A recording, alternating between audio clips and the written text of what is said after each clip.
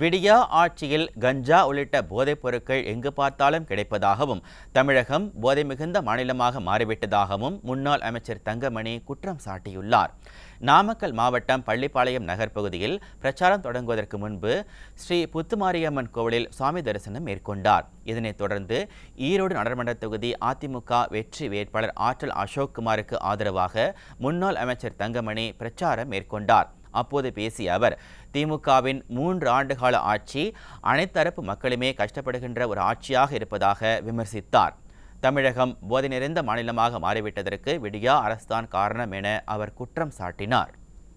தமிழகம் போதை நிறைந்த மாநிலமாக மாறிவிட்டது.